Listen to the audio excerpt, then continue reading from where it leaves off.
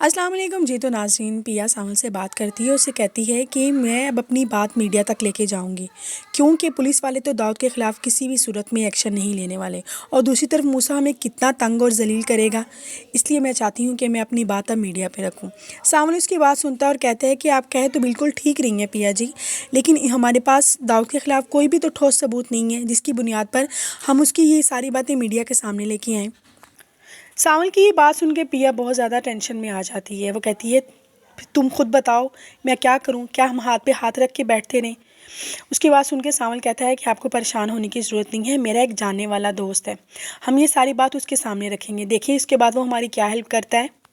दरअसल सावंत पिया के सामने अपने दोस्त शशि के हस्बैंड की बात कर रहा होता है, जो शहर का डीपीओ होता है। उसकी बात सुनने के बाद पिया थोड़ी सी सेटिस्फाइड हो जाती है। उसके बाद वो सावंत को कहती है, चलो ठीक है, हम आज ही उनके साथ मिलने के लिए चलते हैं। तो दूसरी तरफ सेठ दाऊद निसार को कहता है कि सावंत ने उसके साथ गद्दारी की और गद्दारी करने वाले का अंजाम मैं बहुत बुरा कहता हूँ। तो दूसरी तरफ निसार उसे तसल्ली देता है कि आपको परेशान होने की ज़रूरत नहीं है, मैंने सावंत को मरवाने के लिए कुछ बंदों का इंतज़ाम कर रखा है।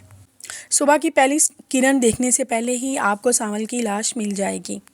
दूसरी तरफ सावंत पिया को साथ लेके शशि के शौहर के पास चला जाता है। वो पिया को तसल्ली देता है कि तुम्हें परेशान होने की ज़रूरत नहीं है, हम जहाँ पे जा रहे हैं वहाँ पे हमारी बात को सुना भी जाएगा और हमारी बात को इम्पोर्टेंट भी दी जाएगी। पिया उसकी बात सुनने के बाद कहती है, क्या वो सेठ दाऊद से भी ज़्यादा पावरफुल है।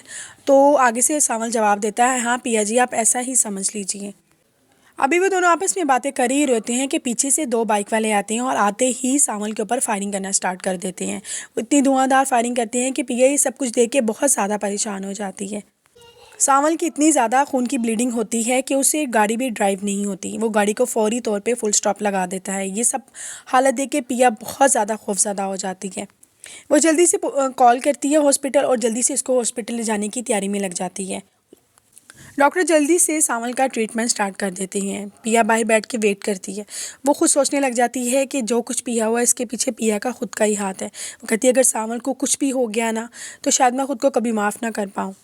अभी भी ये इन सोचों में गुम ही होती है कि थोड़ी देर बाद डॉक्टर बाहर आता है और उसे कहता है कि आपको परेशान होने की ज़रूरत नहीं है, आपका पेशेंट अब ख़तरे से बिल्कुल बाहर है। पिया डॉक्टर साहब से बात करती है कि क्या मैं अपने पेशेंट से मिल सकती हूँ, तो डॉक्टर मना कर देते हैं कि नहीं, अभी मिलने की ज़रूरत नहीं है। दूसरी तरफ सेठ दाऊद अपनी फिर हरकतों पर आ गया। वो असलम को गिरफ्तार करवा देता है।